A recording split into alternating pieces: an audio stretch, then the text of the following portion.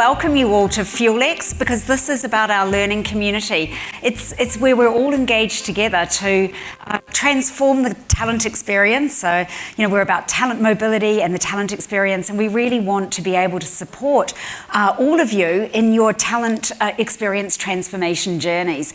So please talk to Larry and his experiences. He's a wealth of information, around transformation and change, and congratulations on your book. So wonderful moment. So I also want to welcome you and tell you a tiny bit about the Fuel 50 story. So Fuel 50, we are about fueling your future and fueling engagement and retention in your organization. And that is our passion collectively as a business. So I have the privilege of working with an amazing group of folk who are fueling the future of work and supporting organisations around the world to do what they do. So we're 120 folk around the world who have all joined the mission to take Fuel 50 to the world so that we're living our purpose, which is evolving talent and potential and allowing people to be their best at work. I just want to have a segue back to Larry's opening about, the mental fitness. And one of our business values is fit. It used to be fast, fun and fabulous, but now we changed it to fit, fun and fabulous, and that means being, on our game, being fit for purpose, being as well as we can be. And as an organisation, we've created an incredible wellbeing focus this year. So based on our research, we found that, productivity goes up during a pandemic, but that wellness was suffering. So for us, it's been about best you, best us, and lots of emphasis on building out, a great experience for our fuelees. So our vision is to transform the world and the people experience in organisations around the world. And our utopia is a fair, inclusive, transparent world where we're humanitarian at our heart in terms of wanting to see everyone included in the talent economy. We don't want anyone left out. And one of my little stories is San Francisco, a homeless person who was basically job creating, and his job, his purpose in life was to open the door in the Starbucks and say good morning. And I think to me that is wonderful, that somebody taking an initiative, and so there was always a contribution to his well-being. But to me, everyone has talent and potential. We've all got gifts. How do we allow people to play to their best at work and be part of that inclusive community? So our experiences to fuel the future and the workforce of the future. So future of you as an employee and the future of your workforce. And that's about building out journeys and experiences and learning that's connected to a future for your employees. We're dedicated to reskilling and the future skills of the workforce, and also to delivering deep intelligence, talent intelligence and workforce insights. So today I just wanted to quickly cover, talking a little bit about our realities today and what we can expect going into 2025 and in terms of some talent trends. And I'd love to also share a little bit about how Fuel 50 is working towards supporting organisations on that future into 2025. So let's just start with a little reflection on the world as it is. So skills shortage is a reality for us all today. So yes, we're in an environment of economic constraint. So we have tough times. There's supply chain issues. We're in a post-pandemic era where we're still struggling to get people back into work. But the talent crisis is real in every corner of the world. I've been speaking in Berlin and San Francisco and Australia, and what we're hearing is exactly the same. Everywhere we go, there is still a talent crisis. So of course we've got to think about the macro demographic trends. They haven't gone away, right? People like me, baby boomers retiring, and the people entering the workforce is going to shrink. So the predictions are that we're not going to see any change in the next 20 years in terms of the talent crisis. So high competition for talent is going to remain part of our reality. So, some organisations are into a recovery mode while others, are into fast track. So our mission is how do we support organisations on that journey? So employers are having difficulty finding Talent today, 78% of organisations are still struggling to find this, and this is from Enterprise Times here in the UK. 65% of L&D leaders are concerned about having the skills for their organisations, and we're hearing it obviously at CEO level and board level even around talent predictions and talent capability across organisations. So, a lack of career development, so even if you've found talent, keeping that talent remains an issue for organisations. So we know that retention is high on the agenda of many organisations around the world. And even if you do keep them, we've got the issue of quiet quitting, which I'm sure you've all heard of, and how do you keep people engaged and productive and doing their best at work and wanting to contribute in a way that's meaningful for them. So today we're seeing, a number of talent risks that are very real today. So number one, talent imperative for this year and into 2023, reskilling for the future has not gone away. Organisations are changing rapidly. The skills that we need today and into the future, remain top of mind. Succession remains an issue, and the story I'd like to tell there is around Allied Irish Bank and one of our favourite clients, Regine Walsh, and she's strategic workforce planning, and she put it beautifully, which is, 5 years ago, I had the luxury of succession planning for my top 100. Today, I do not have that luxury, and it's about contingency planning for every worker across our organisation. As we've got branch closures, rolling branch closures as we face COVID, and that still, remains an issue today. Is how do you resource and retain? So, it's not about succession planning for the top 100. It's about contingency plans and backup plans for every person across your organisation. I think we're also entering the era of the great renegotiation. So we're in an inflationary period. People are, your employees are very, very conscious around their cost of living increases as there's compression around our supply chain. So it's this revaluing of work is part of our experience today that we've got to face.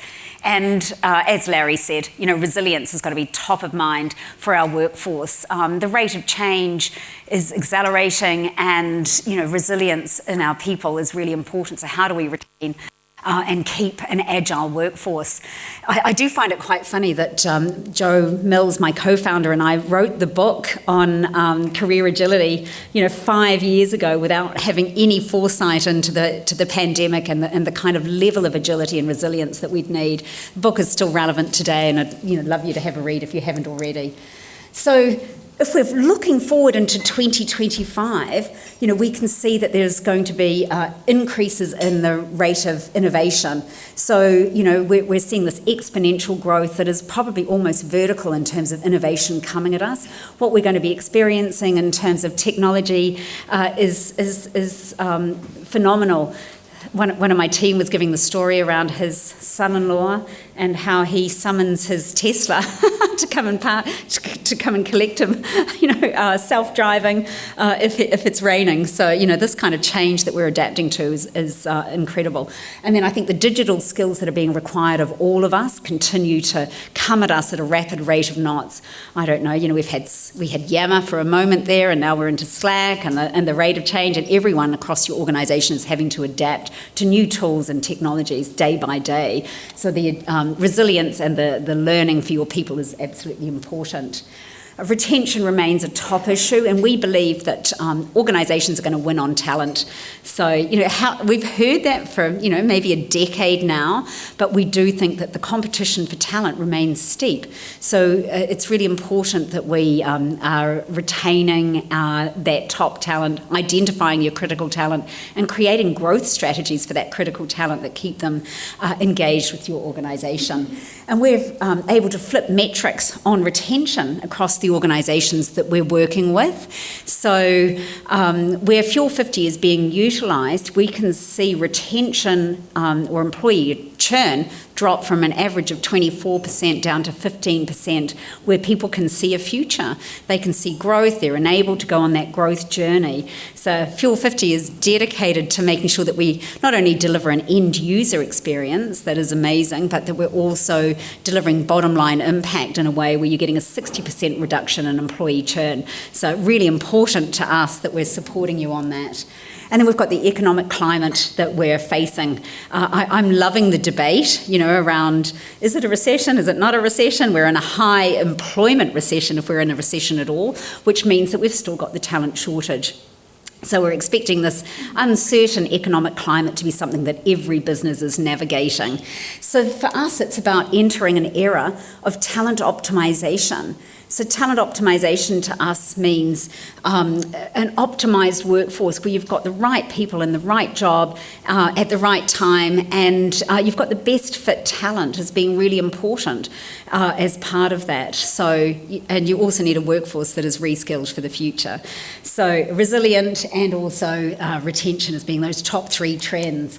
So for us, it's about having capability across your organisation. Oh, a little bench strength moment, right? Man United. I'm not total on the football, but I did find this, high cost talent, right, coming into a business called Man United, but sitting on the bench. And can we afford that? Or when they did play, and possibly not utilising that talent as well as could be expected in terms of getting an overall contribution and impact. So how are we playing the right talent into organisations? So if we're thinking about our talent strategies, you've all heard buy or build. We think we're entering an era, where buying is no longer the best strategy. So, 3 to 4x to get an external talent, 3 to 4x the cost, longer time to productivity. They need to build institutional knowledge. And there's kind of a myth around that an external candidate is better than an internal. But, what we know is that outside hires take 3 years to perform as well as an internal. Their performance reviews are not as strong for the following 2 years. That the internal talent tends to outperform the internal talent. And so, this myth of the superiority of an external talent, it's time to challenge that, right? And look at what we can do to grow the internal capability.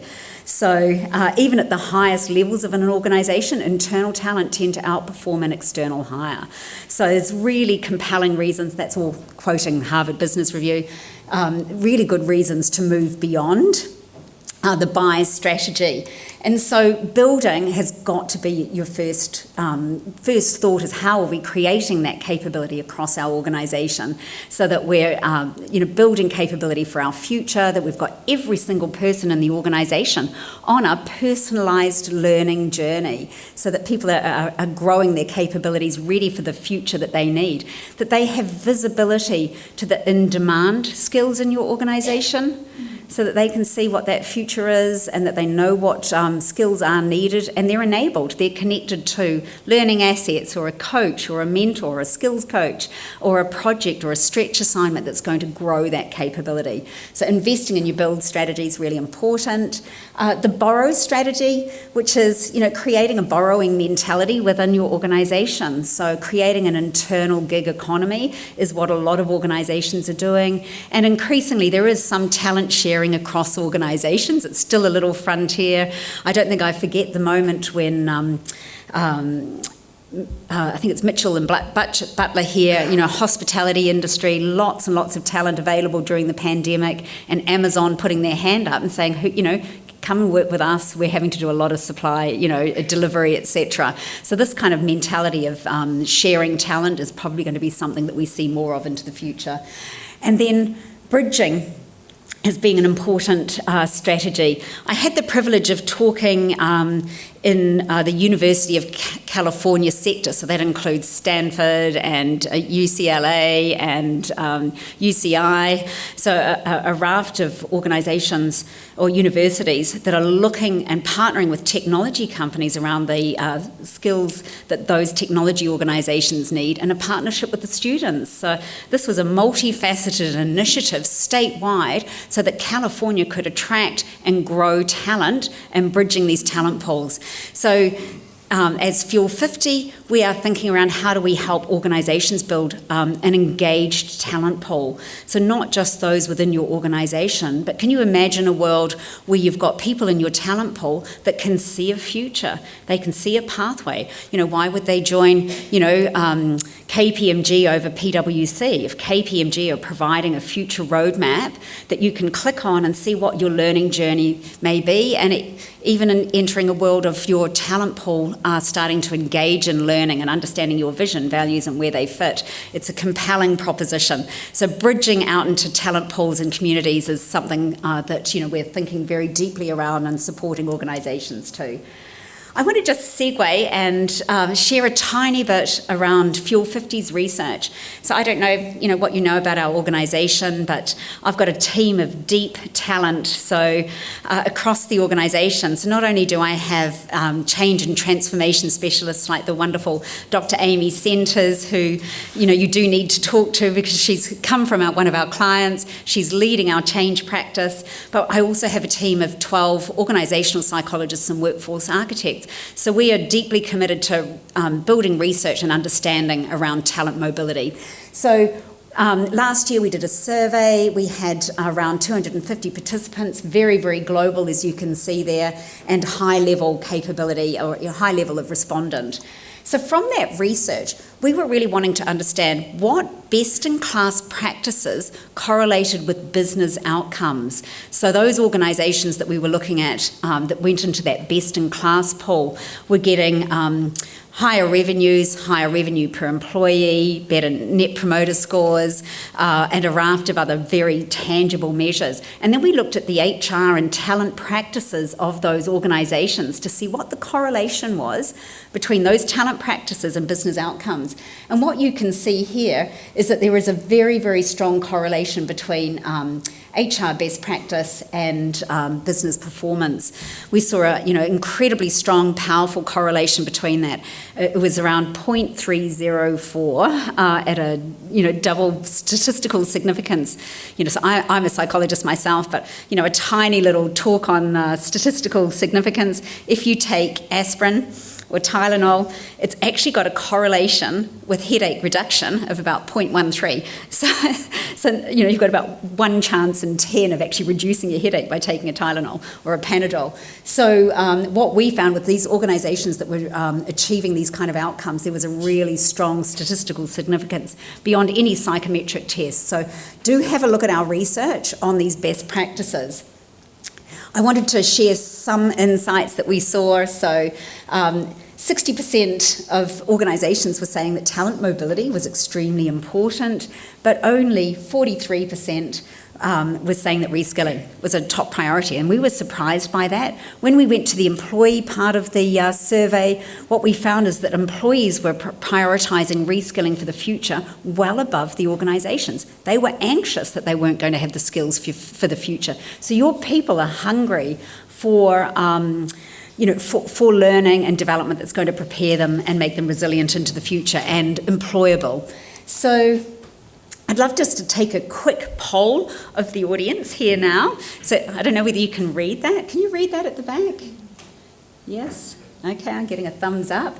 So what I'd love to understand from this room is what's the most significant barrier that your organisation is facing when it comes to building out internal mobility? So is it availability of open positions? Is it B, tools to support the visibility of opportunities for employees?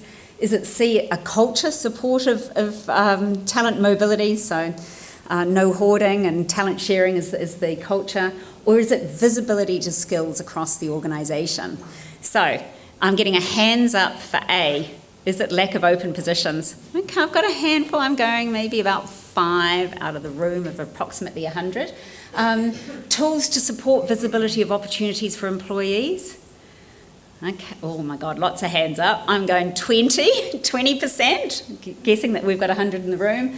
A culture support of talent mobility. Oh my God, Amy.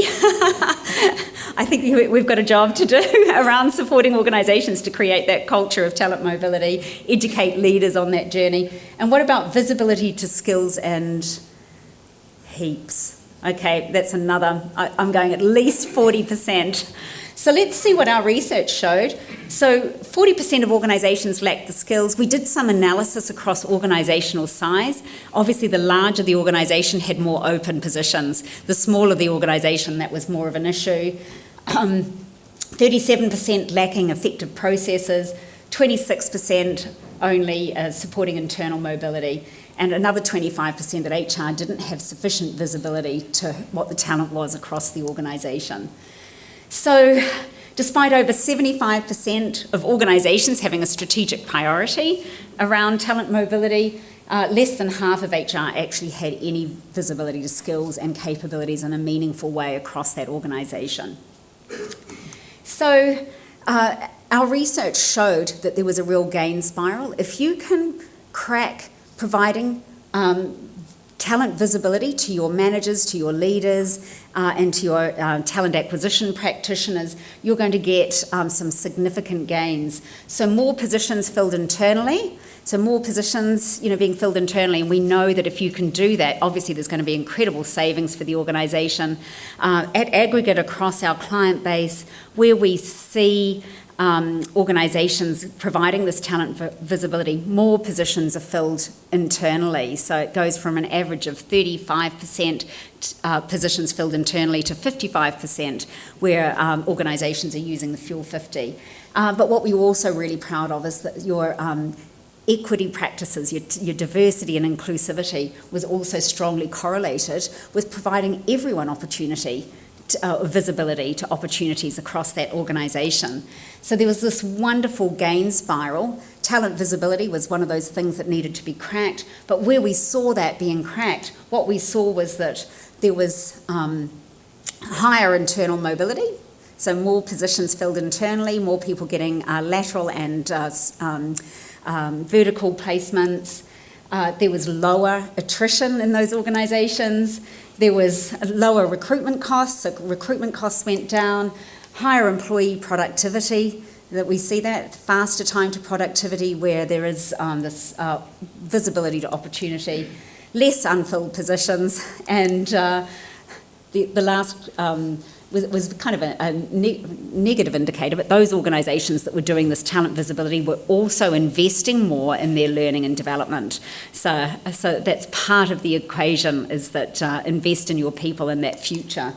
So looking ahead, we think that these 3 pillars of talent strategy are going to be really important. So build, borrow and bridge as part of your talent community. So just a quick story about how powerful it can be. One of our top clients with 110,000 employees had the real privilege of being the first organisation in the world to release a COVID-19 test. They'd been using, and they'd partnered with us actually to build out our Fuel Gigs product. So when this challenge came to that organisation, they were able to rapidly redeploy people into those crisis response teams to actually build out the COVID-19 test and be first to release. So really armed and able. But I think what was behind the scenes there was that in that 6 months prior to that moment in time of that release, we'd seen through Fuel 50 375,000 reskilling actions taken across that organisation, really delivering on that mission of how do we reskill an organisation at scale. It's possible, it's achievable, and a lot of this reskilling was experiential learning and actions taken, so people committing to upskilling and capability, building their capabilities for future demand. So this was an organisation that we saw as being really armed and able, right? They were poised, they'd done all the right things in terms of reskilling their workforce. So our talent marketplace, for those, most of you hopefully are familiar, but for those of you that are not, is designed to create equitable opportunity, to be inclusive from day one, for every single one of your employees to be included in the talent marketplace in a way. And Josh Burson over here says, there's 5 imperatives for the future of talent: deeply personalised, employee-centric design, and we are a human-centric, deeply personalised. Everyone's got a unique career journey. Everyone's got a unique insight to their skills and opportunities, and connected to a matched skills coach or a matched mentor, matched gig for every single one of their skill gaps. So highly personalised experience with skills at the core of our architecture. To us, to create a talent marketplace that's equitable and fair and inclusive, you need a really robust skills architecture that is above reproach. It has to be DE&I audited. It has to be, at its core, tightly defined, fit for purpose, and we need to eliminate any outdated terms such as manpower, for example, that we're very, very careful, or levels of mastery. There's some languaging in there that we need to be really careful of. So this skills architecture sitting underneath our talent marketplace is above reproach and is being selected by many organisations, such as Meta and Facebook and some others that are speaking here today, as being a best-in-class architecture that's going to support your workforce agility and transparency, having everyone growing and developing their skills and delivering to your future business needs.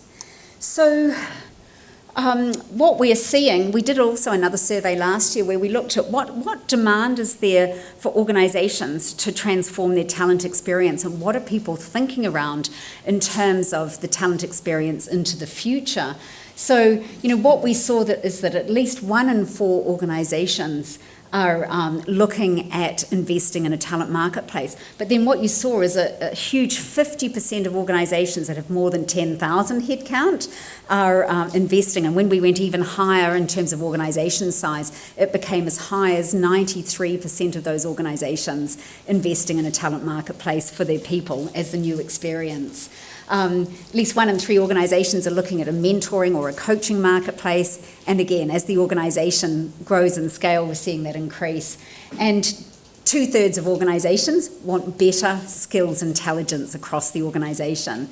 So this is huge right now, is that we need to improve our workforce analytics. 3 in 4 companies believe that workforce analytics are important, but a meagre 8% think they're doing a good job today. So it's an area that we know that needs improving. There's been no improvement since 2014, according to Mr. Burson. 1/3 of the workforce planning leaders said the organisation was effective in strategic workforce planning, so still a big gap and something that we're thinking about deeply. 80% of CEOs are saying how important talent intelligence is and talent data, but only a small minority are saying that they've actually cracked it and got that kind of information. And what I find super scary and frightening is that 80% of leaders are still using gut feeling to make decisions.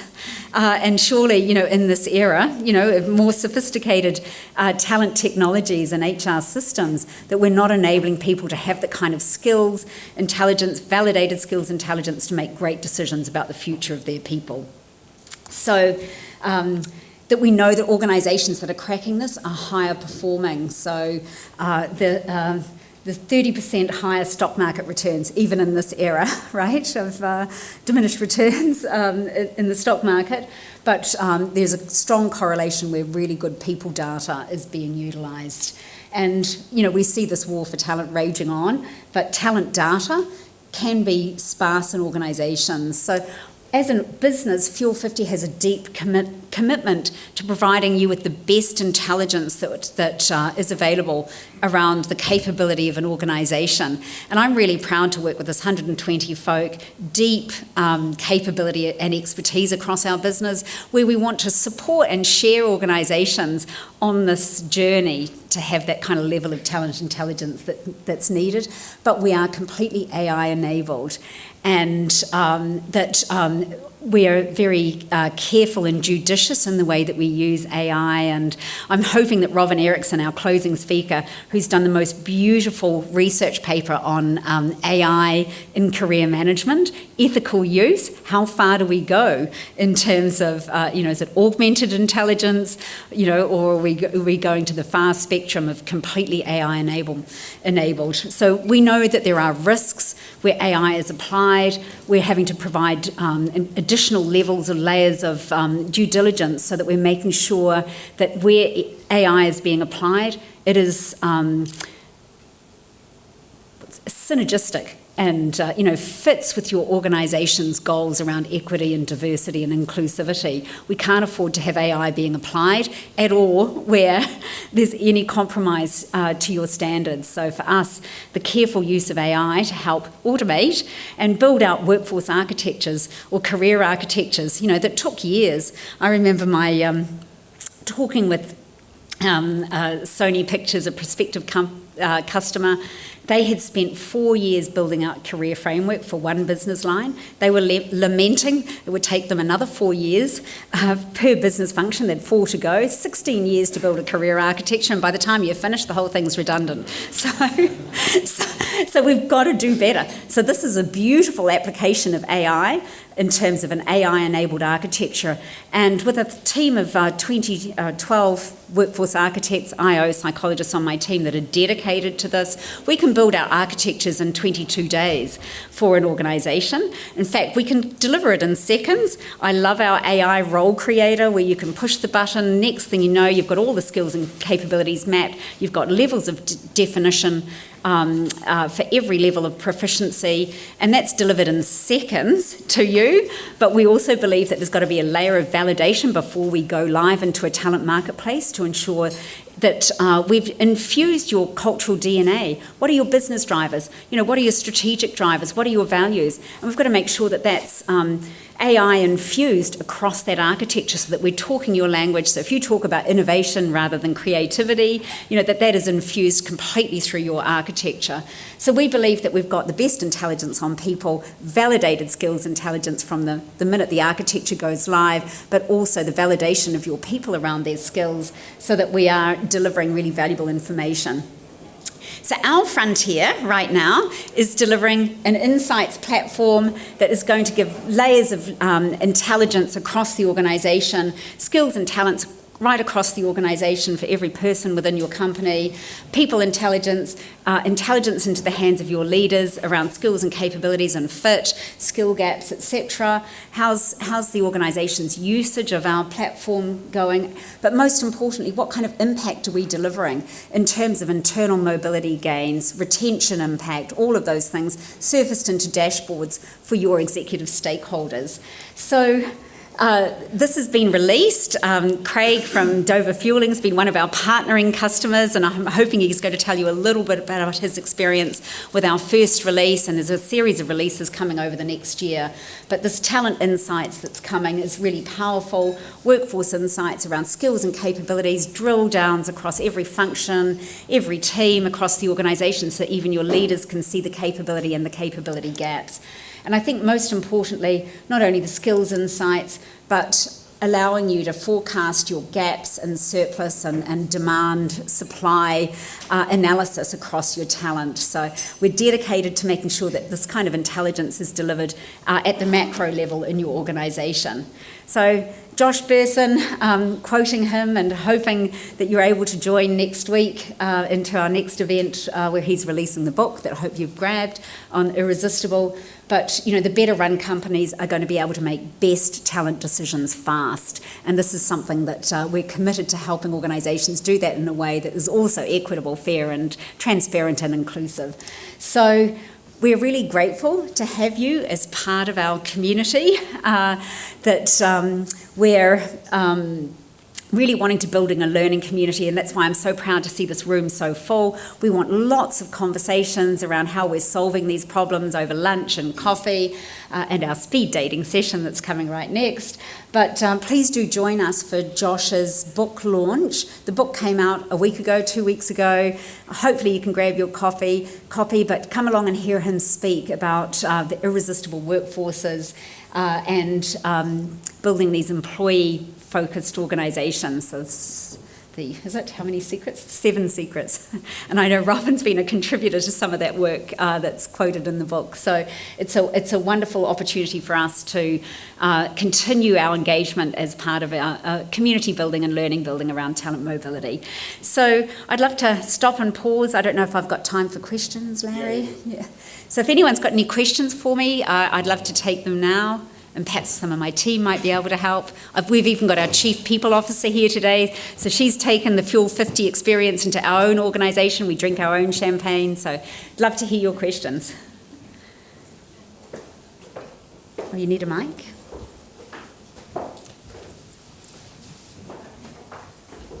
Oh, we've got one here. Sorry, Emily. Right. Oh, thank you, Christina.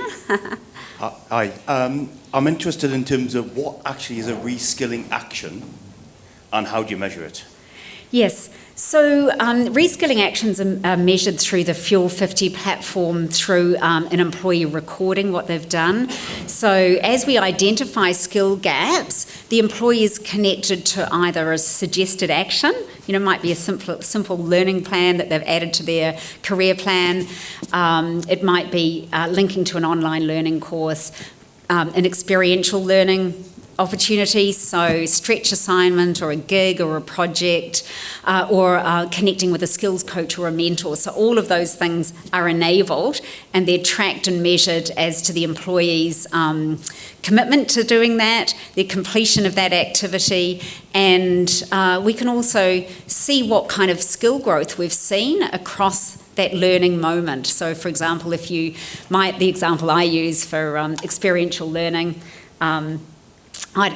my Excel skills, I'm a bit of a geek. I love Excel. I could get, lost in time in Excel, but I don't know how to do a pivot table. But I can go to somebody across the organisation that's matched as a skill development area for me, get some feedback as I've completed my learning on Excel, and that gets validated into the system. So we can measure and track the skill growth, and it's experiential as well as online learning. So we connect to anything from degree to LinkedIn Learning, Edcast, whatever enablement the organisation's providing, as well as providing our own partnering learning content.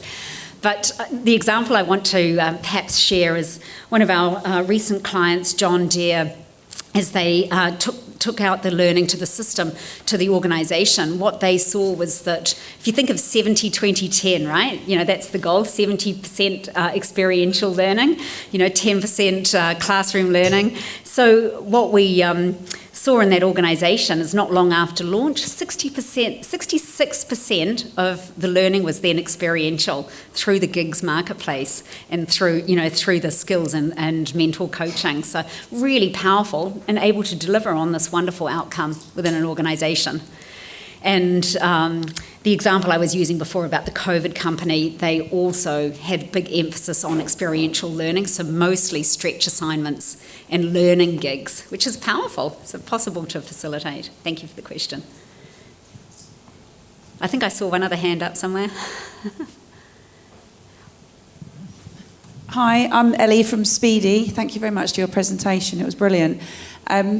My question is, do companies that adopt Fuel 50, so your product, do they then go on to link to skills-related pay?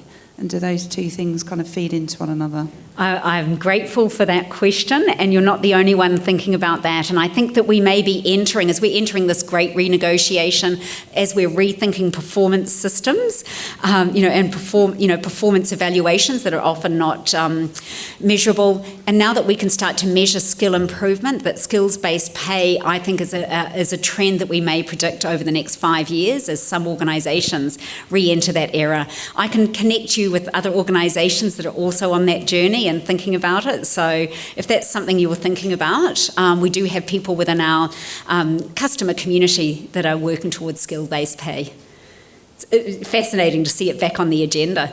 Is anyone else thinking about that in their organisation today? Brilliant. Excellent. We need a little workshop over lunch. Thank you.